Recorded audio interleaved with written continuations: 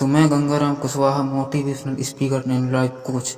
बहुत समय पहले की बात है। एक नगर में एक ब्राह्मण ब्राह्मणी रहते थे। ब्राह्मणी ने घर में एक न्योला पाल रखा था। उसे न्योला बहुत प्यारा लगता था और वह उसकी पूरी देखभाल करती थी। न्योला पूरे घर में घूमने को स्वतंत्र था। कुछ समय पश्चात ब्राह्मणी ने एक लड़का पैदा हुआ। तब ब्राह्मण ने अपनी पत्नी से कहा, देखो, हमारे घर में एक प्यारे से बच्चे ने जन्म लिया है। अब इस न्योले को घर से निकाल देते हैं, कहीं यह न्योला अपने बच्चे को नुकसान न पहुंचा दे। ब्राह्मणी ने ब्राह्मण की बात नहीं मानी, क्योंकि उसे न्योला बहुत प्यारा था। न्योला घर में पहले जैसे ही रहने लगा। ब्राह्मणी अपने बेटे के साथ उस न्योले का भी पूरा ख्याल रखती थी। धीरे धीरे समय गुजरने लगा। एक दिन ब्राह्मणी पास के कुएं से पानी लेने गई। बच्चा घर पर अकेला सो रहा था और न्योला पास में ही आराम कर रहा था।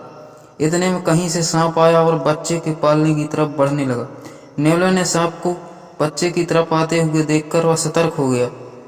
न्योला तो वैसे भी सांप का दुश्मन होता है। न्योला सांप के ऊपर टूट पड़ा। बहुत देर सांप से लड़ाई करने के बाद न्योले ने सांप के टुकड़े टुकड़े कर दिए।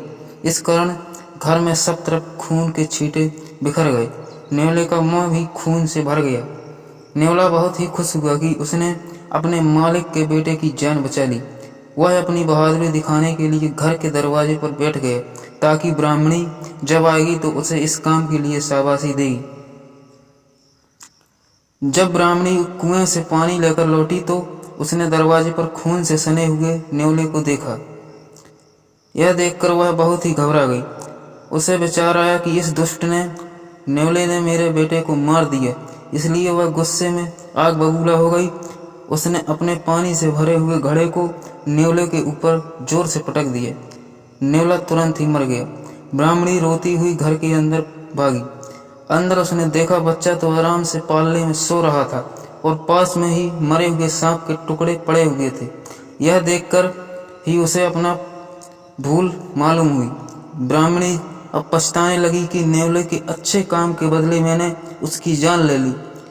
ब्राह्मण जब शाम को घर लौटा तो उसे सारी बात बताई। उसने ब्राह्मणी से कहा, बिना सोच विचारे जो काम किया जाता है उसका ऐसा ही परिणाम होता है। तो दोस्तों, हमारे जीवन में भी बहुत सारे पल ऐसे आते हैं जिसमें हम आवेश में आ जाते हैं। ऐसे ही भावनाओं में बहे बगैर पहले सोचें समझें फिर निर्णय लें, क्योंकि कुछ देर बाद जब हमें अपनी गलती का एहसास होता है तो फिर पछताने के अलावा कुछ हाथ नहीं लगता।